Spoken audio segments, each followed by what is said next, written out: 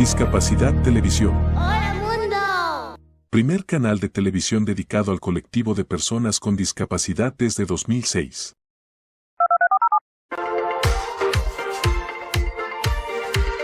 Hola, bienvenidos a Discapacidad Televisión.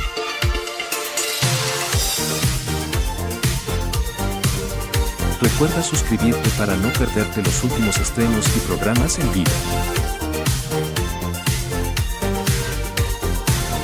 Danos un me gusta, y así nos ayudarás a conocerte mejor. Por favor, no te olvides de compartir, así, más personas podrán disfrutar de Discapacidad Televisión y toda su programación.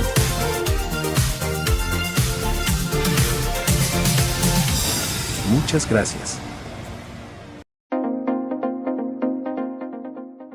Las personas con discapacidad severa se enfrentan a diversas barreras al desplazarse en la ciudad y en el transporte público. Por ello, desde el Ministerio de Transportes y Comunicaciones queremos dar a conocer sus derechos y respetarlos. Las personas con discapacidad severa pueden obtener ante CONADIS el carné amarillo, que les otorga el beneficio del pase libre en el transporte público urbano e interurbano. ¿Qué quiere decir esto? Que pueden desplazarse gratuitamente en estos servicios.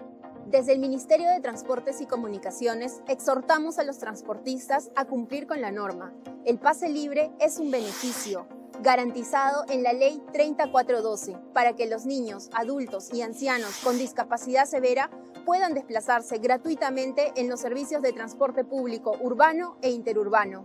Los transportistas que incumplan la norma pueden recibir una sanción de hasta el 20% de una UIT y la inhabilitación vehicular para prestar el servicio de transporte público.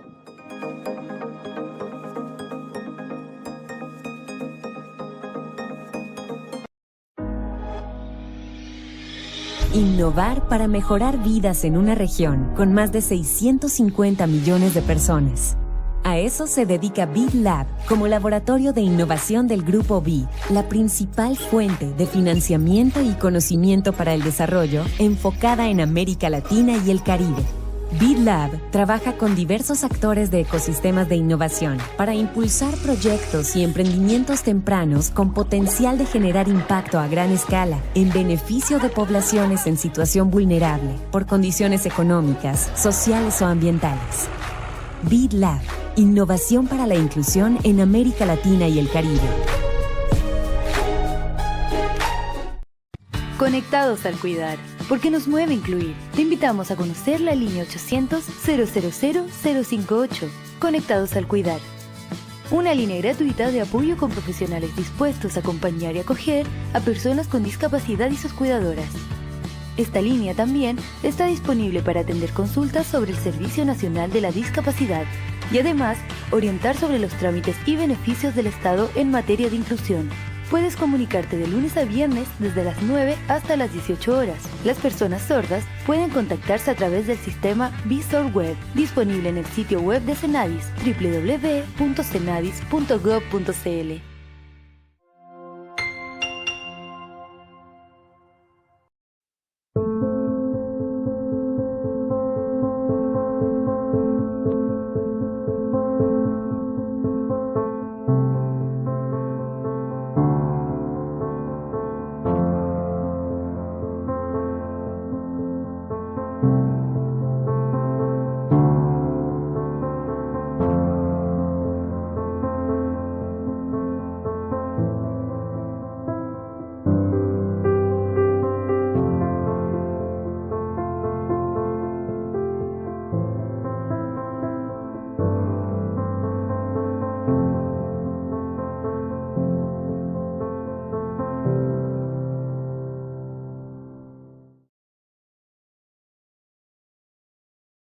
¿Has escuchado que a las personas con discapacidad les dicen de todo?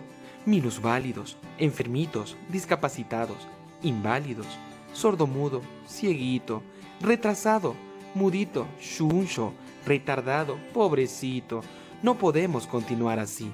La manera correcta es persona con discapacidad o personas con discapacidad auditiva, física, visual, intelectual. Recuérdalo, todos tenemos nombre y apellido. Pregunta y úsalos.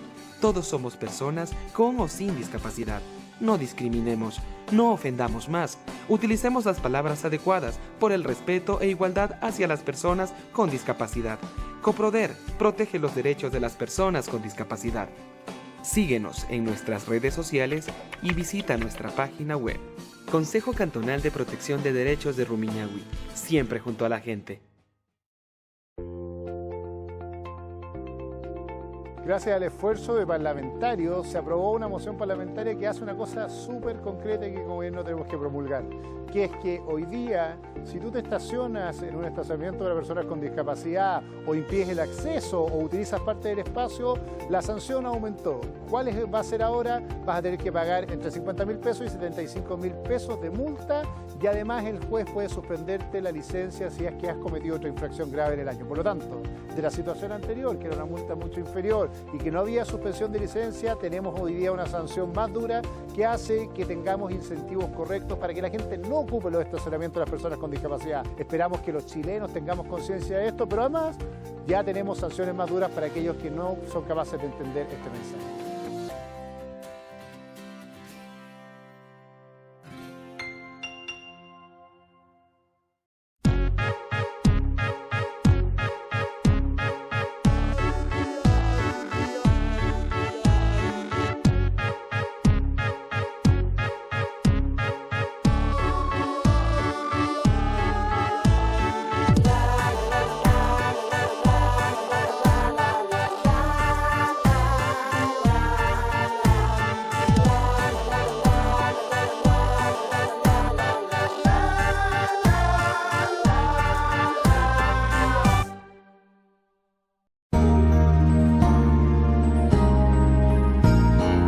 Discapacidad Televisión. ¡Hola mundo! Primer canal de televisión dedicado al colectivo de personas con discapacidad desde 2006.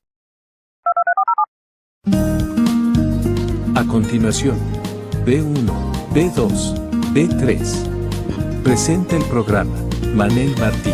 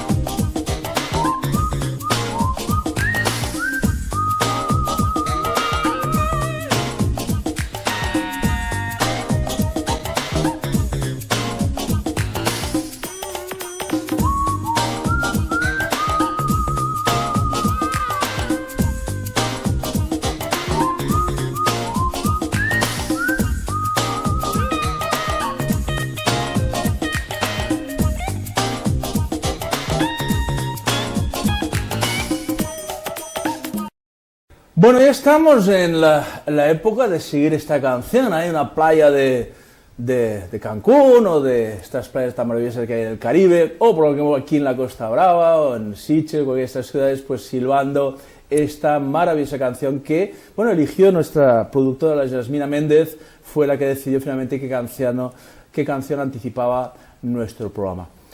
Vengo ahora mismo de una reunión que hemos tenido en el Instituto Municipal de Personas con Discapacidad de Barcelona. Hablábamos que es un instituto muy importante en Barcelona donde tratamos todos los temas que afectan a los discapacitados visuales en nuestra ciudad, donde se nos ha presentado la elaboración o la futura ley de accesibilidad de Cataluña.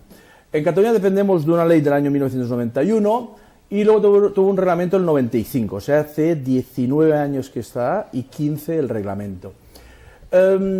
Ha habido un proceso bastante extraño en esta elaboración de esta ley. Últimamente le ha ocurrido una señorita que se llama Gemma Piferrer, que está haciendo de adjunta a la Consejera de Acción Social y Ciudadanía en la elaboración de esta ley.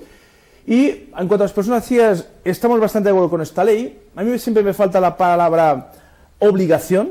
Me gustaría que hubiese la obligación de que los niños, cuando saliesen de la ESO, todos ellos supiesen cómo tratar en la calle un discapacitado, sea ciego, físico, discapacidad intelectual, supiese cómo hay que dar el codo al ciego, supiese cómo hay que hacerlo sentar. Como dice la obligatoriedad que en los teatros tuviesen cuanto menos la sala donde puede hacer la audiodescripción, Y esta ley sigue siendo bastante laxa en el tema de procuraremos, intentaremos, promoveremos, no, oiga, obligación. Hay cosas que tienen que ser obligatorias.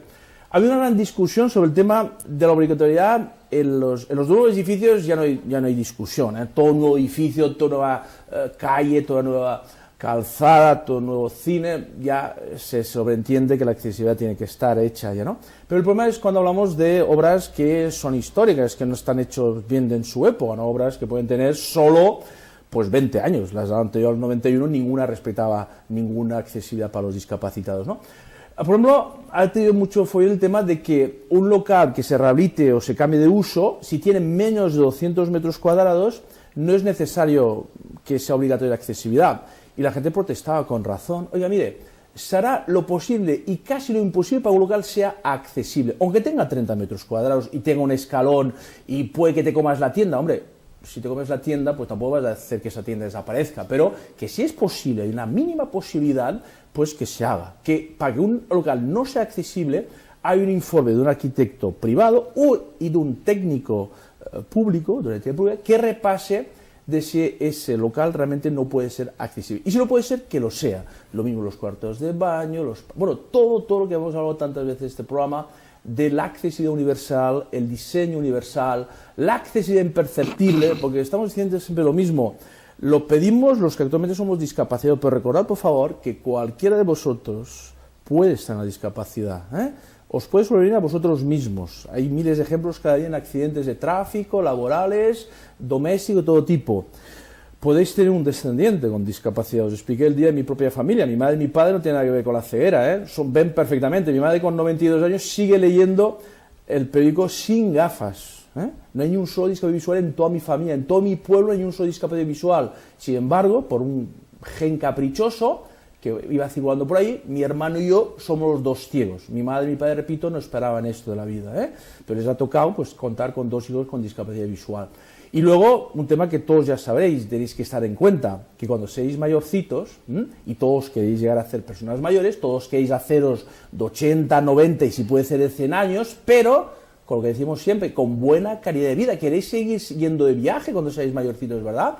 Pues mira, si de mayorcito tienes un problema, y lo tendrás seguro, porque tendrás o una u otra discapacidad, pues agradecerás que haya una maqueta en un museo, un monumento, si es visual, y te irá muy bien, por ejemplo, si tienes que acabar tus días pues yendo en silla de ruedas porque tengas dificultades de artrosis, de cualquier problema que te pueda salir en la vida de movilidad, pues te irá muy bien aquellos cuartos de baños, aquellas rampitas y aquellas puertas más anchas para que puedas pasar tranquilamente con tu propia silla de ruedas.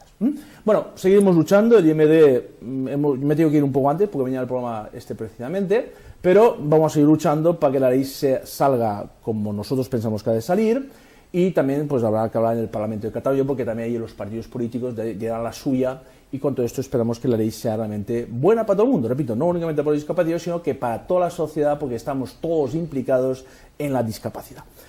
Bueno, como cada martes van pasando por aquí muchas personalidades, muchas personas de todos los ámbitos, el ámbito de la cultura, de la orientación básica, las nuevas tecnologías, las técnicas de baja visión, y también vienen muchos ejemplos de los propios discapacitados visuales. Sabéis que este año estamos toda la temporada hablando solo de discapacidad visual. Es un tema que, cuando os dijimos el otro día, estamos replanteándonos porque no sabemos cuánto tiempo aguantaremos hablando solo de discapacidad visual, porque vamos a intentar ampliar la gama de posibilidades en este programa. Pero hoy también nos visita un nuevo invitado.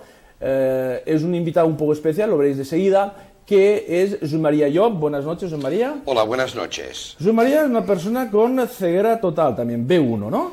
Bueno, si lo dicen B1, no veo nada. No veo nada. ¿Qué enfermedad te originó esta discapacidad? La verdad es que tampoco lo sé. Me explico. En mi familia, al igual que en la tuya, Manel, no ha habido, nunca hubo una persona con ninguna discapacidad y por lo tanto tampoco ninguna discapacidad visual. Nosotros éramos 4 hermanos, de los cuales 2 son con discapacidad, somos con discapacidad visual total, por tanto B1, y 2 son perfectamente normales.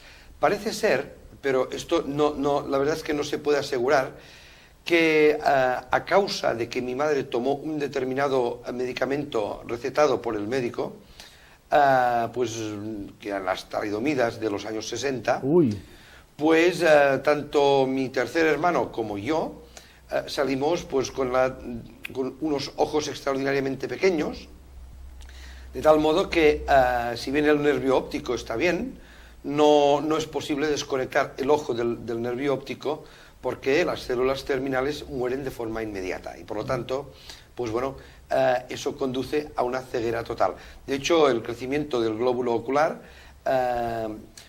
dejó de crecer al ritmo normal a los 3 meses de gestación, con lo cual está en una situación de retraso irrecuperable, ¿no?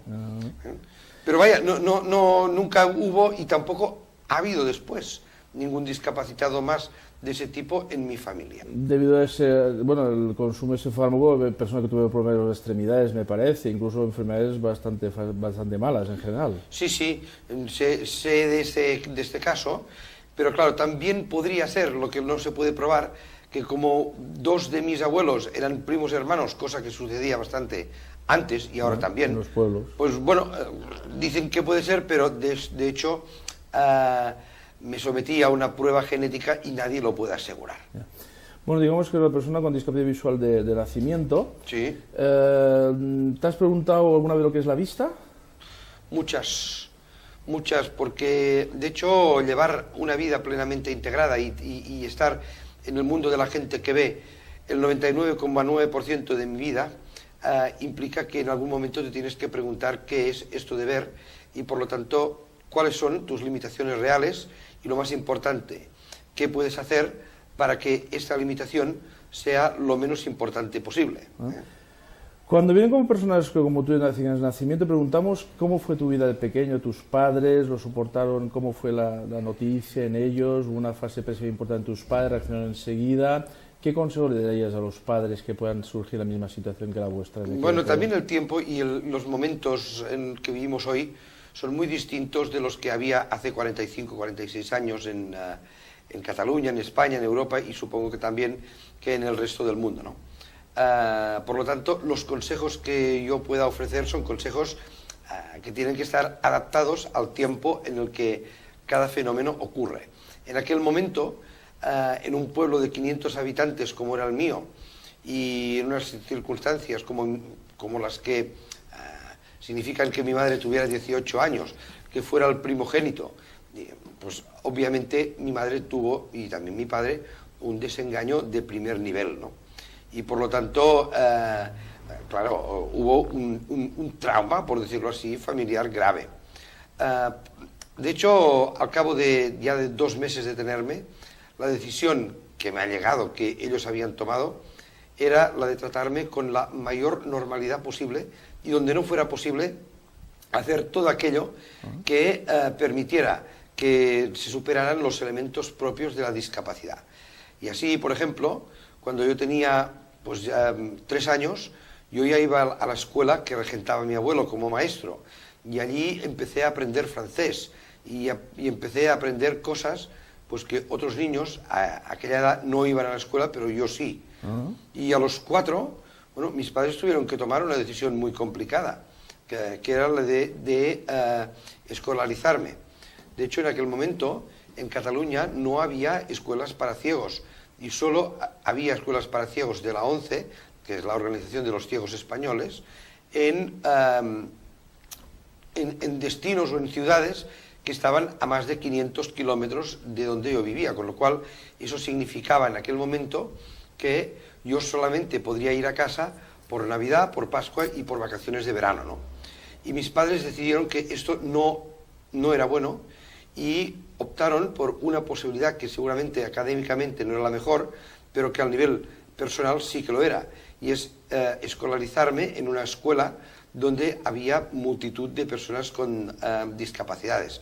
Era un centro de ciegos, de sordos y de mudos, regentado por monjas, con una disciplina extraordinariamente férrea, militar prácticamente, y muy duro. Y allí estaba internado durante de lunes a viernes, pero el sábado y el domingo realmente yo disfrutaba de mi familia y realmente lo deseaba. Es la famosa Casa Macaya, ¿no?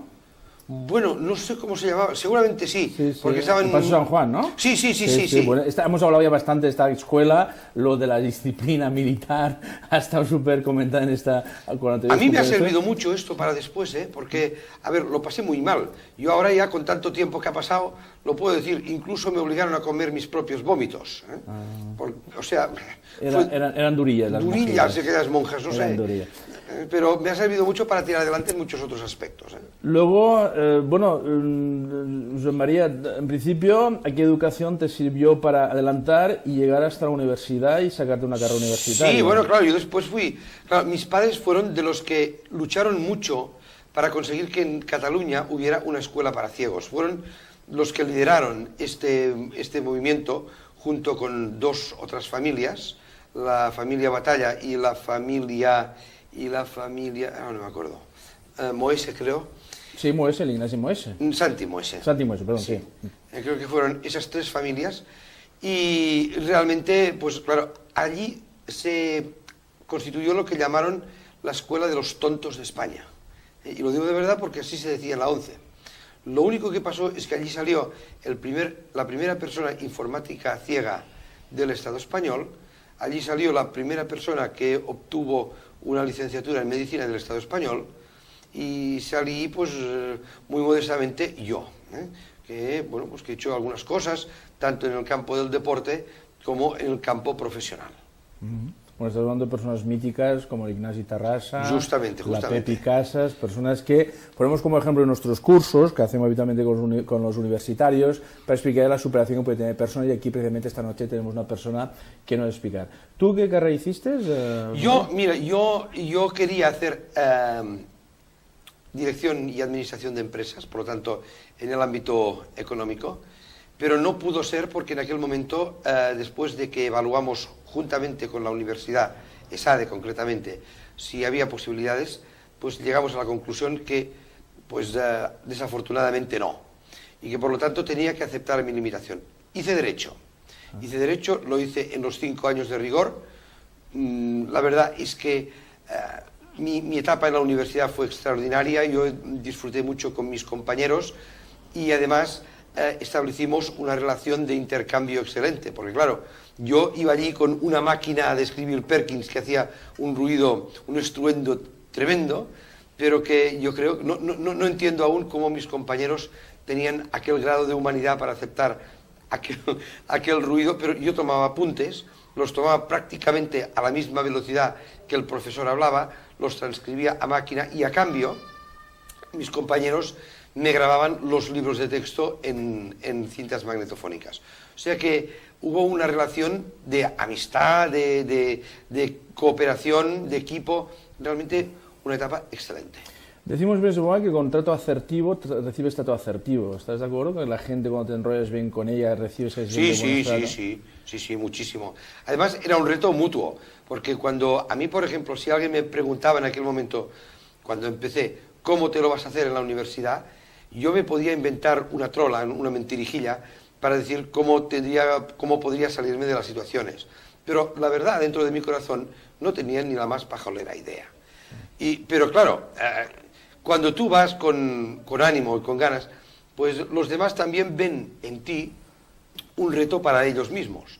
Y por lo tanto, pues eso acaba creando una ilusión compartida. Y esta ilusión compartida es la que hace que muchas veces se tire adelante, no sabes exactamente cómo, pero pones pues todo lo que se tiene que poner y eso sale bien. Cuando acabaste la carrera, evidentemente, como pretendemos hoy todos, era encontrar un trabajo equiparado con tu preparación técnica. Sí. ¿Cómo te fue en aquel momento? No, es que a mí me vinieron a buscar. Yo no sé por qué, porque yo en aquel momento tenía 3 opciones de trabajar. No sé si hubieran ido bien, pero a mí me vinieron a buscar. A mí la 11 me dijo, cuando estaba en 5º de carrera, que era el último año, ahora ha cambiado el sistema universitario, me vinieron, dicen, oye, ¿qué te parecería si vinieras a trabajar con nosotros? Porque claro, tú vas a ser un jurista y bla, bla, bla, bla, bla, y lo haces bien. Y en aquel momento también tenía una oferta de una compañía de seguros. Y yo opté por la 11 porque es que realmente me lo pidieron varias veces y además quien me lo pidió fue mi profesora en la escuela de los tontos, por decirlo así, en la escuela de Esplugas. una profesora que además me tenía mucho cariño y yo se lo tenía a ella. Y su marido era el delegado, el jefe, por decirlo así, en Cataluña, y como ella me lo pidió, yo sé que me pedían las cosas de corazón y sabía que me lo pedían porque sabían que yo daría todo aquello que yo podía dar por este proyecto. Y así fue como empezó una etapa que solamente duró un año, porque tuve una grandísima desilusión. Tenía un excelente sueldo, pero buenísimo, pero yo no hacía nada, yo era un florero allí. Y claro, si tú te imaginas una persona de 23 años, sentadito en un despacho de abogados, que tienes un abogado vidente al lado, que te resuelve los problemas, pero la ONCE en aquel momento, aunque de buena fe quería que yo estuviera allí, pero no te dotaba de los instrumentos técnicos para poder ser competitivo, eficiente y estas cosas, yo llegó un momento que pedí poder renunciar al contrato que tenía para plantearme un nuevo reto, que era el de hacer un máster en Derecho de la Competencia de la Unión Europea y también una beca Fulbright para irme a estudiar a los Estados Unidos Dirección y Administración de Empresas. Y así fue como pues yo, al cabo de un año, todo y que el ambiente era fantástico y que yo estoy muy contento con las personas y que muy agradecido además de todo lo que de las oportunidades que me dieron, yo decidí marcharme. Eso llevas algo especial ya dentro, ¿eh? Eso, María, no es normal a veces renunciar a un sueldazo a una institución como la ONCE, esto ya hay algo que por dentro que circula, tuyo. Bueno, de hecho, en aquel momento el delegado, el jefe, que era el señor Blay San José, me dice, oye, Josep María, al final, ¿sabes lo que te va a pasar? Yo le dije, es que, digo, para hacer lo que hago aquí, tengo 23 años, no tengo novia, no tengo nada que me ate aquí ni allí, y tengo mucha ilusión para tirar adelante. ¿Por qué yo no tengo que aceptar ahora una situación como la que tengo, en la que me voy a morir profesionalmente hablando, y voy a acabar sin ilusión? Y dice, bueno, pues muchos lo han intentado y al final tú vas a volver aquí y no podrás tener un trabajo como el que tienes. Y yo entonces le respondí, Blay, yo estoy muy agradecido de lo que me has dado, muchas gracias, pero es que no me importa si en el futuro tengo que trabajar vendiendo lotería de cupones o lo que sea, pues ya lo haré, pero de momento tengo que tener el derecho a intentar fracasar. No me da miedo el fracaso, me hace ilusión la victoria. Muy bien, Déu-n'hi-do, ¿eh? Estudias cosas que te digo algo muy especial. ¿Entonces te fuiste a Estados Unidos a estudiar el máster? Sí, bueno, primero yo me fui a estudiar un máster de Derecho de la Unión Europea, en la Universidad Autónoma, y que no pude terminar, solo lo llegué a finalizar, o sea, llegué a la mitad, porque me concedieron una beca Fulbright para irme solo, obviamente, a los Estados Unidos para estudiar un máster en Dirección y Administración de Empresas. Es decir, aquello que no pude estudiar en aquellos momentos porque no había los medios tecnológicos, lo podía hacer ahora, ya licenciado en Derecho, en Estados Unidos, con todos los medios tecnológicos y con todos los gastos pagados. Y bueno, yo no sé aún, ahora cuando lo miro en perspectiva, no sé cómo la institución que me dio esta beca, pues me dio tanta confianza, porque claro, dar confianza a un hombre un chico de en aquellos momentos 24 años, que dice que va a hacer una beca, unos estudios, que no sabe exactamente, que no tiene el dominio de la tecnología aún, porque no lo tenía, porque en la ONCE no existía esa tecnología, que además les propuse que se tenía que hacer el cupón extendido al resto de la Unión Europea y desmantelar la ONCE como institución española para convertirla en una institución comunitaria europea, y que esto tenía que ser el proyecto de desarrollo tecnológico de los medios para la accesibilidad, bla, bla, bla, bla.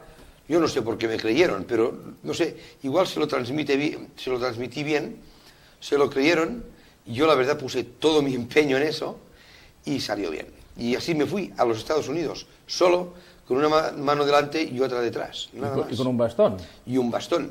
Por el mundo. Sé que tú bajas de allí a Nueva York, donde sea, del avión, y dices, el mundo es mío aquí prácticamente. Sí. Bueno, de hecho, claro, una curiosidad, es que claro, como yo no pude seguir el sistema normal de mis compañeros, porque claro, mis compañeros de beca, que eran de toda España, éramos un total de 19, había habido un total de 500 solicitudes, éramos solo 19, claro, ellos iban a un curso de adaptación a la sociedad americana. Yo no pude hacer esto porque yo tenía que aprender cómo se utilizaba un ordenador con el sistema de voz, cómo tenía, por lo tanto, todo ese sistema tecnológico, ¿no?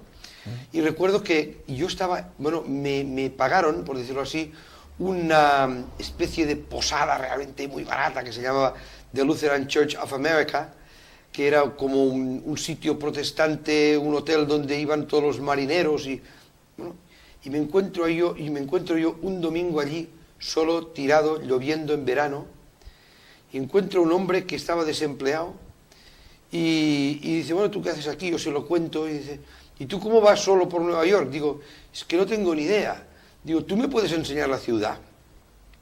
Y él dice, ¿por cuánto dinero? Digo, bueno, pues por mucho amor y algo de dinero. Hoy te pago la comida si quieres. Y él dice, pues vale, pues la comida y $30. Digo, no, comida y 20. Y bueno, así fue como él me enseñó la parte de Manhattan, y así fue como durante todo un día yo estuve con el palo arriba y abajo por Manhattan, me enseñó los metros, me lo aprendí y así empecé a circular por Nueva York. Déu-n'hi-do, Déu-n'hi-do. Y acabas el máster y vuelves a España, supongo. Y fue un gran... Bueno, allí en América yo trabajé, yo aparte del máster yo trabajé, yo estuve como director de marketing de una ONG que se llama Art Education for the Blind, educación artística para los ciegos.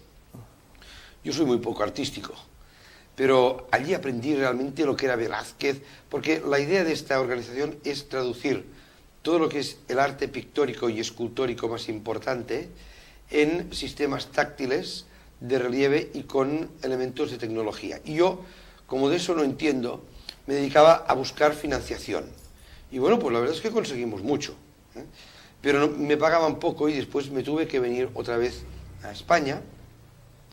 Yo pensaba que con un máster con 2 especialidades y con unas notas brillantes en una buena universidad americana, cuando llegaría aquí, como decimos en Cataluña, sería capaz de atar los perros con longanizas.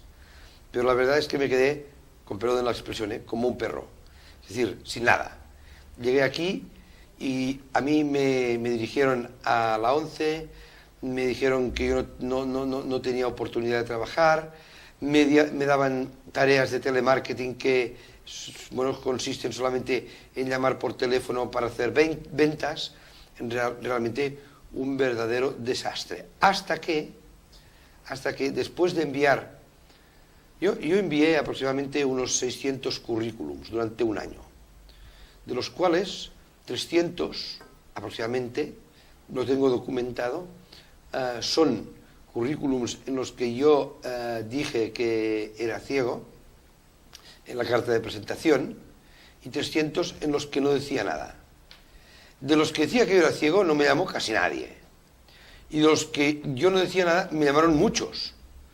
Pero después en la entrevista nunca me aceptaban. Cuando yo llegaba allí con mi perro guía y me veían tal como era, la verdad es que, bueno, todo lo de arriba se les iba abajo.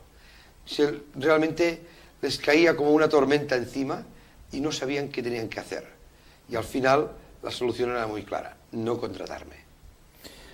Fuisteis de los pioneros en aquella época, sigue siendo muy difícil todavía actualmente, pero tú abriste un poco el camino inicial, porque en aquella época era todo virgen la integración laboral de discapacidad. Te decían enseguida usted a la calle a vender el cupón prácticamente. Sí. O sea que, claro, siempre estás a tiempo de vender cupón, pero es que, hombre, después de pasarte tantos años estudiando, saber cómo funcionan las empresas y todo esto, uno lo que quiere es trabajar de lo suyo, más o menos. Y no he trabajado de lo mío, ¿eh? Aún no he trabajado de lo mío. Yo aún tengo la esperanza que cuando tenga 80 años igual aún alguien me quiere. Pero, no. Pero a poco tiempo, me parece que fuisteis a parar a una universidad. Sí, y también fue muy curioso porque el rector de la Universidad Pompeu Fabra, en aquel momento el señor Enric Argullol, el doctor Enric Argullol, que había sido profesor mío en la carrera de Derecho y que además me había firmado los papeles para recomendarme para la beca de los Estados Unidos, me dijo, ¿y a ti cómo te va la vida? Y le dije, pues muy mal. Y me dice, ¿quieres ser profesor de universidad? Y le digo, bueno, cuando llevas tantos caminos, tantos currículums, la verdad es que cualquier trabajo es bueno, pero no es mi deseo.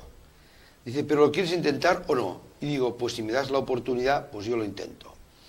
Y me dice, yo no te voy a dar ninguna oportunidad, yo lo único que voy a hacer es que tú puedas competir de forma justa y sin prejuicios. Y la verdad es que yo se lo agradeceré toda mi santa vida. Me dio esta oportunidad, me dieron 20 estudiantes el primer año, me dieron los 20 mejores estudiantes, yo les enseñé marketing, el siguiente año me dieron 130 estudiantes, el siguiente me dieron 230 y desde entonces ya empecé a dar clases por toda la playa, por los diversos centros de la Pompeu Fabra. Y hoy ya no doy clases en la Pompeu Fabra, sino que los doy en la Escuela Superior de Comercio Internacional, básicamente a estudiantes de Cataluña, de Francia, Dinamarca, Inglaterra, Alemania, Italia, Estados Unidos, México, y todas ellas obviamente en inglés.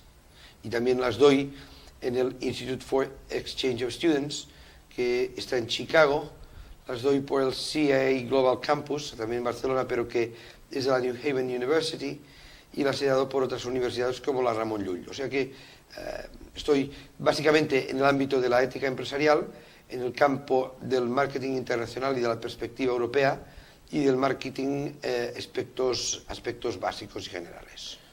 Claro, es que está montado todo el tema, era complicado en aquella época, pero ya digo que es personas... Hablamos siempre de aquel cociente, ¿acordados que os decía en un programa últimamente que os decía el cociente de la autoestimación, que era éxito partido por perspectivas? Y en el colectivo de los CIO está muy desequilibrado este cociente, porque acuérdate que este cociente tiene que estar equilibrado a uno, tiene que asemejarse lo conseguido con lo planteado inicialmente. Y muchos de nosotros, José María, es lo que decíamos, ¿no? Te planteas ser economista, abogado, psicólogo, pedagogo, te tiras los 4 o 5 años estudiando la carrera, demuestra que eres capaz y tu realidad al final está en la calle vendiendo cupones. Y esto significa un gran desajuste emocional en los afectados, evidentemente. Es que tienes que ser muy fuerte, ¿eh? Yo recuerdo una experiencia personal que yo tenía cuando estaba en el proceso de enviar los 600 currículums famosos. Yo tenía entonces 29, 30 años, por eso he dicho 30. Y recuerdo un día, era un sábado a las 8 de la tarde, yo me sentía absolutamente deprimido por ver que pones tanto esfuerzo, que vas a las entrevistas sonriendo, pero el corazón está llorando.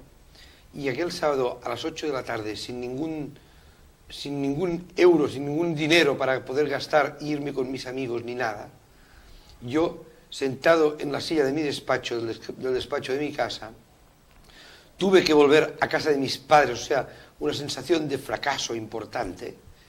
Yo solo me eché a llorar, pero realmente de dolor, llorando, o sea, es decir, soy un fracasado de esta puta vida.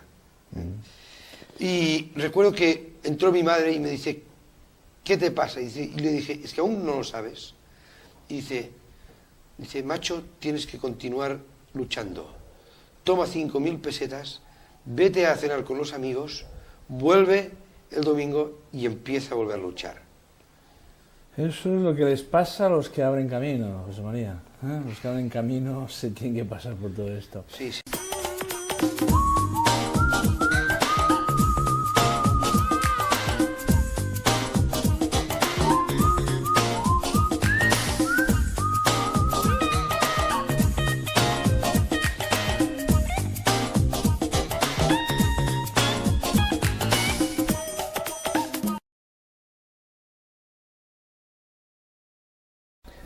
Tenemos la vida de una persona luchadora, de unido, todo el tema contra las adversidades que da la vida, y más en la situación de discapacidad, y más hace de esto 20, 40 años, muchas cosas que hemos comentado con el José María.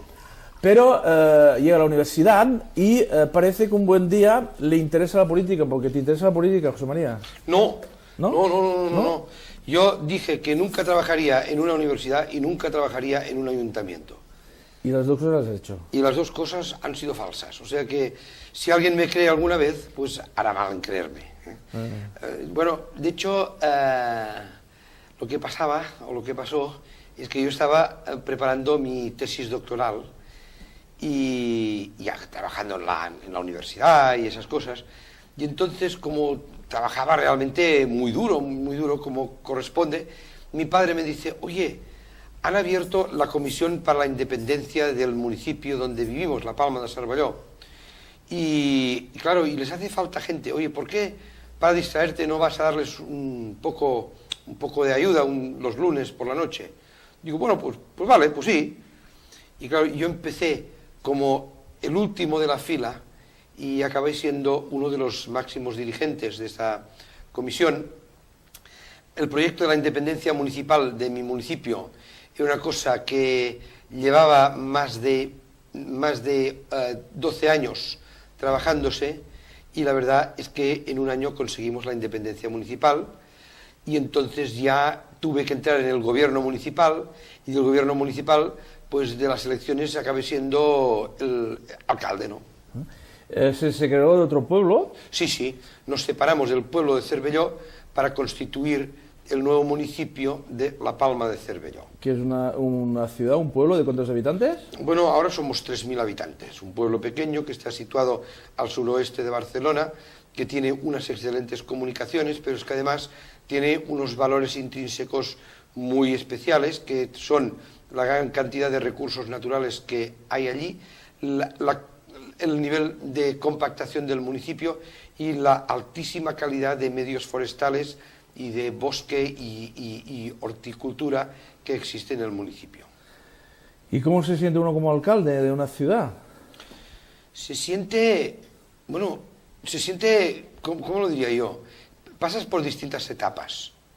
La primera es que cuando eres alcalde dices, no, yo soy el mismo, el de siempre, yo, el vecino del pueblo de toda la vida, pero te das cuenta que no lo eres, que lo que dices tiene un valor de autoridad y que por lo tanto con eso va implícita una responsabilidad muy fuerte, ¿no? Después pasas por un proceso de aceptar esto y entonces rápidamente plantearte que tu misión es la de liderar el proceso de transformación. Un municipio que no tiene ni ayuntamiento ni dinero, convertirlo en un municipio con recursos para vivir, con una calidad distinta para no ser objeto de transformaciones urbanísticas que le transformen, que cambien la fisonomía del municipio y por lo tanto trazar una hoja de ruta suficiente como para que este municipio sea algo distinto en toda Cataluña. Y claro, entonces empiezas a tomar decisiones no necesariamente populares, sino decisiones importantes. Y este es un tiempo, tú perteneces a un partido político que está muy implantado en Cataluña, que es Convergencia y Unió. Sí. No, Convergencia. Unió... Bueno, Convergencia y Unió, es decir, somos una federación de partidos, somos el primer partido de Cataluña desde 1981 y bueno, y por lo tanto, pues tanto en número de municipios, que actualmente tenemos un total de 600 y pico de alcaldías, como en número de votos, pues somos el partido mayoritario. Ahora, también es verdad que hemos estado gobernando lo que es Cataluña durante 23 años, ahora llevamos 7 años que no gobernamos Cataluña porque hay un tripartito que suma más diputados que mi partido y pues bueno, ellos están mandando y ahora esperemos que en las próximas elecciones pues Cataluña pueda tener otra vez un buen gobierno. Dentro de Convergencia has ido subiendo de nivel, porque ahora eres responsable prácticamente de todo el Baix Llobregat. Sí, que es una comarca muy amplia. Sí, prácticamente. Soy responsable del Baix Llobregat, una comarca que tiene 1.100.000 habitantes y que es la base industrial de todo el proceso productivo de Cataluña y que por lo tanto ahora también somos los que padecemos con mayor crudeza toda la crisis económica que estamos viviendo y también por lo tanto todos los procesos de transformación que tendrán y tienen que producirse y liderarse desde el ámbito político y también desde el ámbito económico, pues pasan necesariamente por las decisiones que se tomen en el Baix Llobregat. Pero es que María, además los dirigentes de Convergencia han puesto un tema dificilillo, porque precisamente si ganáis ese territorio precisamente socialista, porque ahí estamos hablando del gran feudo socialista en Cataluña, que es el que precisamente os hace tambalear alguna vez las elecciones, han puesto posiblemente la parte de Cataluña más difícil actualmente. Lo es, sin duda. Lo es sin duda porque los municipios, excepto 5 municipios de los 31 que tengo, todos son municipios pues con poblaciones superiores que van de los 10.000 habitantes a los 120.000 del Prat. Y por lo tanto pues son municipios muy grandes, municipios que además se forjaron en los años 60 y 70 de la mano de obra del sur de España principalmente, que venía en busca de oportunidades.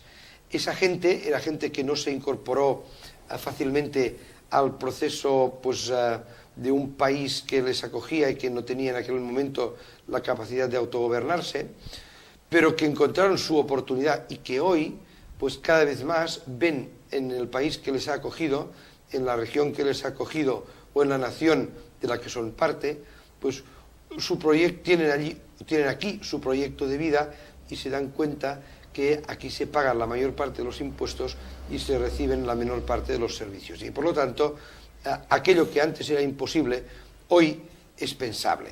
Y estamos en este proceso y realmente yo creo que tendremos muchas posibilidades de iniciar un proceso de cambio real que va a continuar en los años venideros. Y eso lo estamos notando en el tipo de militancia política que tenemos actualmente en el Baix Llobregat, que no es la militancia política típica del catalán, de la burguesía, el tendero, el empresario, el médico, el profesional liberal, sino que es normalmente en el Baix Llobregat el trabajador, la persona que viene del sector industrial, que todos nuestros militantes principalmente en el Baix Llobregat se llaman Pérez, Rodríguez, Díaz y todo lo que quieras. Y además ahora tenemos también el fenómeno de la nueva inmigración, de los nuevos catalanes, básicamente gente de Sudamérica, gente del Magreb y gente de China, que realmente pues están incorporándose a un proyecto de multiculturalidad, de interculturalidad, que requiere precisamente el sentirse parte de una identidad que todos estamos dispuestos a compartir. José María, te decía en principio que has sido uno de los pioneros explicando tu vida anterior, ¿no? Pero a nivel político, yo se me he preguntado, por ejemplo, en el Parlamento de Cataluña, ¿cuántos discapacitados hay? ¿Lo sabes? Hay 0. 0. Es decir, yo te digo que estás bien situado de momento, pero ¿crees que finalmente tenemos la representación de la sociedad? Estamos hablando de que somos casi el 10% de los discapacitados, ¿no? Con lo cual, si hay 135 diputados en el Parlamento de Cataluña, tendría que haber aproximadamente unos 13 o 14. Con lo cual igual te va a tocar librar batallas futuras en este aspecto, porque vas a abrir también caminos hacia los discapacitados en el mundo de la política, que no ha existido prácticamente hasta hoy en día. Las cuotas por definición, son un error de nuestro sistema. Sí.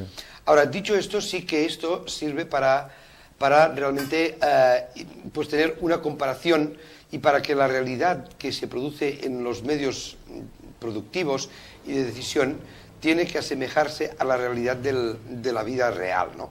Por lo tanto, efectivamente, en el Parlamento deberían haber discapacitados y hay en estos momentos muchas posibilidades de que Convergencia i Unió haga una apuesta en ese sentido y que en las próximas elecciones del mes de septiembre, octubre o noviembre, aún están por decidir, pues realmente al menos alguien pueda estar en el Parlamento representando en parte el mundo de la discapacidad, pero desde la vida de la integración. Pues es que había que animar incluso a los partidos políticos para que, o bueno, gente que pueda tener estas mismas tendencias, o darnos mucho la oportunidad, por ejemplo, que no queremos estas tendencias, de entrar como independientes en las listas, porque nosotros vamos a defender, aparte de las ideologías de los partidos, las temáticas que ya nos da bastante trabajo defender nuestras propias temáticas. Es que, a ver, es un debate absolutamente distinto. Es decir, un debate es cómo deben ser las listas y si deben ser abiertas en parte o en todo, lo deben ser independientemente de que las personas sean discapacitadas, blancas, negras o altas o bajas, mujeres u hombres. Ahora, Dicho esto, yo creo que lo importante es que la discapacidad forme parte de la vida normal de la gente y que por lo tanto los discapacitados, como las mujeres, como las personas de la inmigración, como las personas de los distintos sectores industriales, profesionales, formen parte de las listas para realmente contribuir a este análisis sectorial y global de la sociedad. Y por lo tanto, yo desde aquí animo a todos los partidos políticos para que incorporen la discapacidad, no en Cataluña, sino en todo el mundo, diríamos, a los procesos de decisión, a los procesos de toma de decisiones, a los de implementación de estas decisiones y a los de pensar el mundo. Porque si no, eso no va por el buen camino. Pero es que además, José María, yo siempre digo que buena calidad de discapacidad, país guay, país interesante. Bueno, eso pasa como todo. Cuando eres el primero, siempre tienes un plus de soledad y un plus de medios de comunicación y de admiración. Cuando son muchos ya, entonces es cuando el trabajo real se produce. Porque entonces la cultura de la discapacidad entra en el mundo de la capacitación. Y permíteme que te lo diga muy claro. Muchas veces el problema de la discriminación no está solo en el mundo de los discapacitados, sino que, no son la gente, entre comillas, normal que no nos quiere, sino que muchas veces somos nosotros que no queremos aceptar el reto de la integración y, por lo tanto, de renunciar a la caverna que nos permite vivir el mundo de la discapacidad. Porque todos los temas que han de legislar sobre nosotros, la ley de dependencia y autonomía personal, la ley de accesibilidad, todos los temas médicos, de enseñanza, mismo la escuela inclusiva, nos están llamando, pero yo creo que sería mucho más positivo que fuésemos incluso algunos de nosotros dentro del propio Parlamento decidiendo estos temas y compartiendo con los compañeros estas problemáticas. Mira, de hecho, en el gobierno de la Generalitat actual decidieron que la sensibilidad medioambiental tendría que formar parte de todos los órganos de decisión del gobierno. Pues muy bien, si esto se ha hecho así, que me parece pues bien en parte, también es verdad, y dijeron que también la cultura femenina tenía que formar parte de este ámbito de decisión de todo el gobierno. También la cultura de la discapacidad debe formar parte de este ámbito de decisión. Y esto hay ayuntamientos, como el Ayuntamiento de Sant Cugat, por cierto de Convergència i Unió, como el de Martorell, que también es de Convergència i Unió, que esto lo tienen muy claro. Y ahora, si me permites una pequeña digresión, tú has empezado el programa hablando de la ley del 1991 de supresión de barreras arquitectónicas y del reglamento de 1995, que era el Código de Accesibilidad. Pues muy bien, esto emanó de la ley Trias-Fargas, que fue una ley que se aprobó en el Congreso de los Diputados y fue desde Convergència i Unió que se promovió precisamente esa igualdad. En aquellos momentos, claro, era una igualdad que se trabajaba en el ámbito físico de supresión de barreras. Hoy, precisamente, y yo he colaborado pues en ese decreto que la Generalitat pues va a tirar adelante, porque yo soy representante de la Asociación Catalana de Municipios y Comarcas, es decir, un total de 800 municipios en la Comisión de Discapacidad, y por lo tanto, uno de los aspectos que yo creo que este nuevo Código de Accesibilidad hace es ampliar y poner en lenguaje actual lo que existía en el Código del 95, y además hace una cosa muy importante, que es trasladar el ámbito del reto para el año 2020 al ámbito de la supresión de las barreras de comunicación, que son las que afectan principalmente a los sordos y a los ciegos.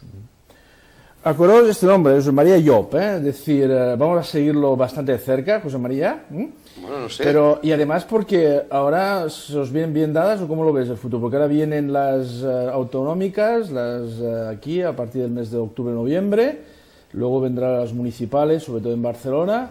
¿Cómo lo estáis viendo desde Convergencia? Vemos este proceso como un proceso de cambio, es decir, los que actualmente están en el gobierno tenemos la sensación de que no lo han hecho nada bien, gente que antes ni tan solo gente que no venía a vernos, ahora nos viene a ver. Las encuestas son muy favorables, pero las encuestas son como un perfume.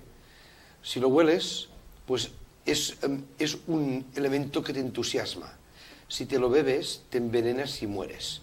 Por lo tanto, lo vamos a oler, pero vamos a continuar trabajando para servir Cataluña desde aquello que sabemos hacer, que es gobernarla, ¿no? Y lo vamos a hacer, pues, estando al lado de la gente, lo vamos a hacer con humildad, lo vamos a hacer con dedicación, si la gente nos quiere dar su confianza. Creemos que sí, y creemos que vamos a tener la confianza para hacerlo sin dependencias, es decir, con una mayoría suficiente, pero sí y solo sí somos capaces de ganarnos la confianza de la gente que hoy parece que podemos tener. ¿No puede ser un poco negativo que los socialistas hayan copado prácticamente municipios importantes, Diputación, Autonomía, Estado Central?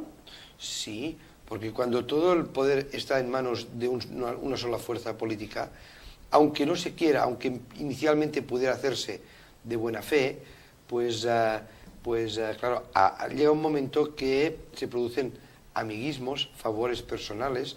Mira, ahora mismo en Esplugas tenemos un caso de fraude económico gravísimo, el caso de la Baronda, que realmente va a entrar en fiscalía y que por lo tanto ya sé que puedo hablar, es en mi comarca, y que implica a personas de la máxima relevancia política actual de los gobiernos socialistas en todos los niveles de la administración existentes en España. Por lo tanto, la idea inicial seguramente no era esta, pero al final, el resultado final ha sido un resultado realmente muy negativo. Nosotros, las elecciones del 2008, me parece que hicimos un debate entre todos los representantes políticos de Cataluña, vinieron los 6 que había en aquella época.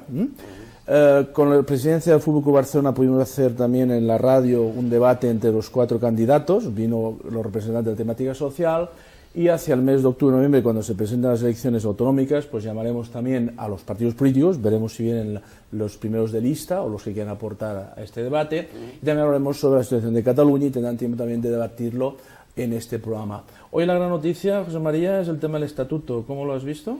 Bueno, claro, esto en el ámbito mundial seguramente afecta relativamente poco, pero en el ámbito de Cataluña es una noticia de primera magnitud. De hecho, la noticia es que ha habido sentencia, y la noticia peor es que esta sentencia realmente se ha producido.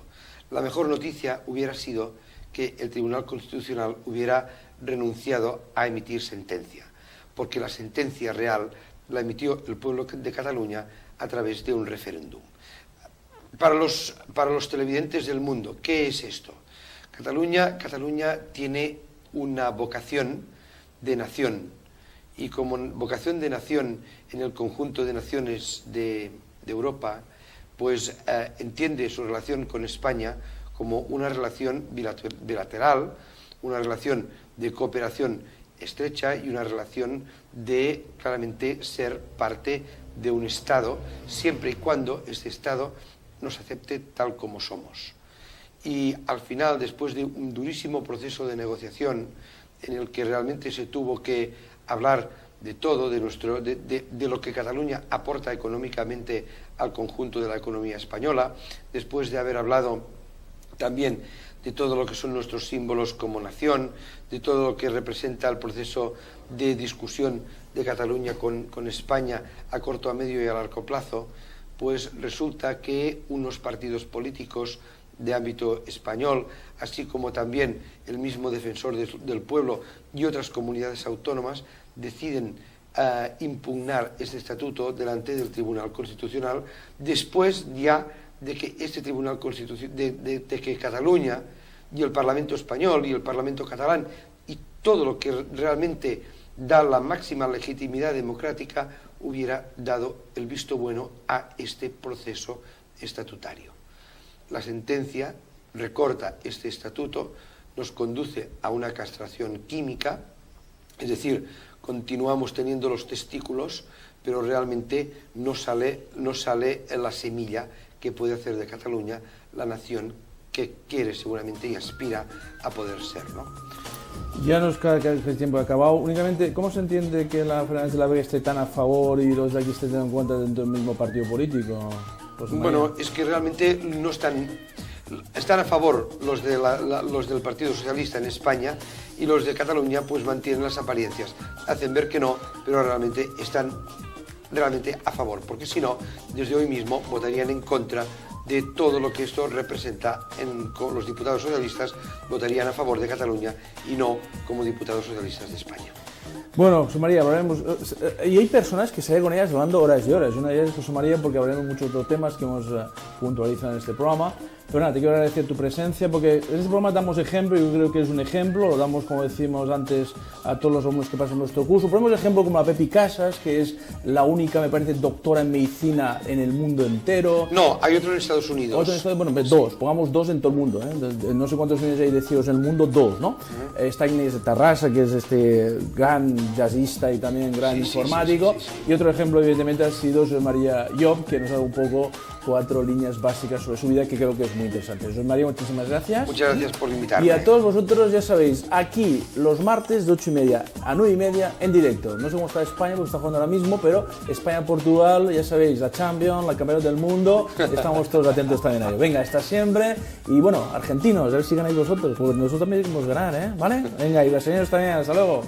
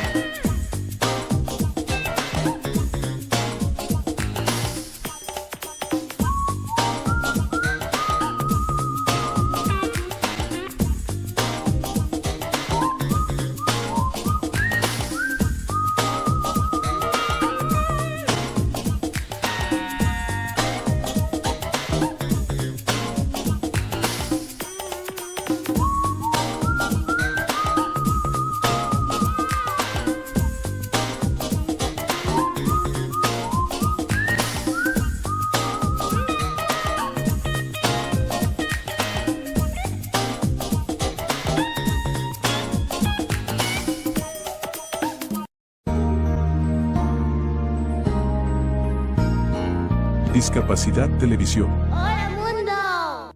Primer canal de televisión dedicado al colectivo de personas con discapacidad desde 2006.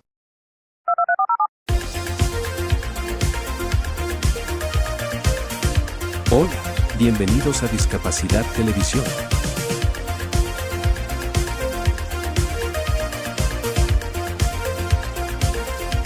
Recuerda suscribirte para no perderte los últimos estrenos y programas en vivo.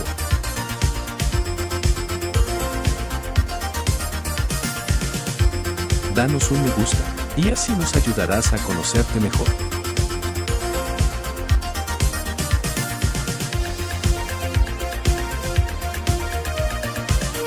Por favor, no te olvides de compartir. Así, más personas podrán disfrutar de Discapacidad Televisión y toda su programación. Muchas gracias.